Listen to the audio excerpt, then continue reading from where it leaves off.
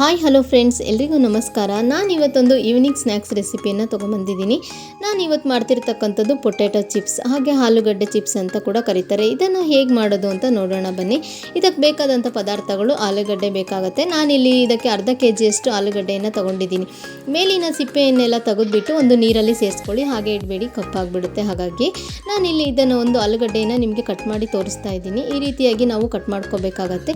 ನಿಮ್ಮ ಹತ್ರ ಸ್ಲೈಸರ್ ಏನಾದರೂ ಇದ್ದರೆ ನೀವು ಸ್ಲೈಸರಲ್ಲೂ ಕೂಡ ಅದು ಕಟ್ ಮಾಡ್ಕೋಬೋದು. ಸೊ ನೀವಿಲ್ಲಿ ನೋಡ್ತಿರ್ಬೋದು, ಈ ರೀತಿಯಾಗಿ ಕೂಡ ನಾವು ಕಟ್ ಮಾಡ್ಕೋಬೇಕು. ಆದಷ್ಟು ತೆಳುವಾಗಿಯೇ ಕಟ್ ಮಾಡ್ಕೊಳ್ಳಿ, ದಪ್ಪನಾಗಿ ಮಾಡ್ಕೋಬೇಡಿ. ಸೊ ನೀವಿಲ್ಲಿ ನೋಡ್ತಿರ್ಬೋದು, ಈ ರೀತಿಯಾಗಿ ನಾನು ಕಟ್ ಮಾಡ್ಕೊಂಡು ತೊಗೊಂಡಿರ್ತಕ್ಕಂಥದ್ದು ಆಲೂಗಡ್ಡೆಗಳನ್ನು. ಇದನ್ನು ನಾವು ಒಂದು ಬೌಲ್ಗೆ ಸೇರಿಸ್ಬಿಟ್ಟು ಇದಕ್ಕೆ ಸ್ವಲ್ಪ ಉಪ್ಪು ಮತ್ತು ನೀರನ್ನು ಸೇರಿಸಿ ಮತ್ತೆ ಚೆನ್ನಾಗಿ ತೊಳ್ಕೊತಾ ಇದ್ದೀನಿ. ಆಲೂಗಡ್ಡೆಯನ್ನು ಕಟ್ ಮಾಡಿದ್ಮೇಲೂ ಕೂಡ ಒಂದು ಸಲ ತೊಳ್ಕೊಬೇಕಾಗತ್ತೆ. ಇದರಲ್ಲಿ ಇರ್ತಕ್ಕಂಥ ನೀರನ್ನೆಲ್ಲ ಶೋಧಿಸ್ಬಿಟ್ಟು ನಾನಿಲ್ಲಿ ಒಂದು ಪ್ಲೇಟ್ಗೆ ಸೇರಿಸಿ ನಿಮಗೆ ತೋರಿಸ್ತಾ ಇದ್ದೀನಿ. ಈ ರೀತಿಯಾಗಿ ನಾನು ಕಟ್ ಮಾಡ್ಕೊಂಡಿದ್ದಾಗಿದೆ.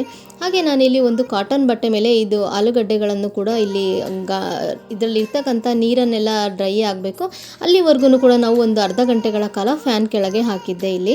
ಹಾಗೆ ನೀವಿಲ್ಲಿ ನೋಡ್ತಿರ್ಬೋದು ಯಾವ ರೀತಿಯಾಗಿ ಡ್ರೈ ಆಗಿದೆ ಆಲೂಗಡ್ಡೆಗಳೆಲ್ಲ ಅಂತ.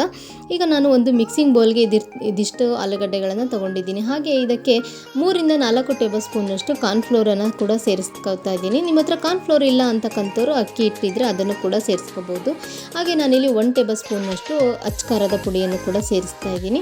ಹಾಗೆ 1 ಟೇಬಲ್ ಸ್ಪೂನಷ್ಟು ಉಪ್ಪನ್ನು ಸೇರಿಸ್ತಾ ಇದ್ದೀನಿ. ಉಪ್ಪು ಮತ್ತು ಖಾರವನ್ನು ನಿಮ್ಮ ಖಾರಕ್ಕೆ ಅನುಗುಣವಾಗಿ ನೀವು ಸೇರಿಸ್ಕೊಳ್ಳಿ. ಹಾಗೆ ನಾನಿಲ್ಲಿ ಅರಿಶಿಣದ ಪುಡಿ ಹಾಗೂ 1/4 ಟೇಬಲ್ ಸ್ಪೂನಷ್ಟು ಇಂಗನ್ನು ಕೂಡ ಸೇರಿಸ್ತಾ ಇದ್ದೀನಿ. ಇದಿಷ್ಟನ್ನು ಕೂಡ ಸೇರಿಸ್ತಿದ್ದಾಗೇ ಚೆನ್ನಾಗಿ ಒಂದ್ಸಲ ಮಿಕ್ಸ್ ಮಾಡ್ಕೊಳ್ಳಿ.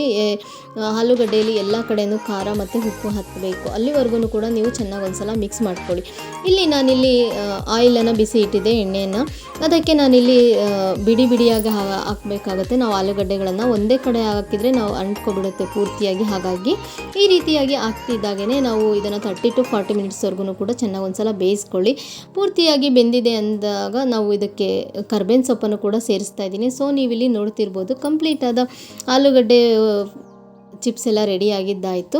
ಹಾಗೆ ಯಾರೆಲ್ಲ ನನ್ನ ಚಾನಲ್ನ ನೋಡ್ತಾ ಇದ್ದೀರಾ, ಪ್ಲೀಸ್ ಒಂದು ಲೈಕ್ ಮಾಡಿ, ಶೇರ್ ಮಾಡಿ, ಕಮೆಂಟ್ ಮಾಡಿ. ನೀವು ಒಂದು ಸಲ ಟ್ರೈ ಮಾಡಿ.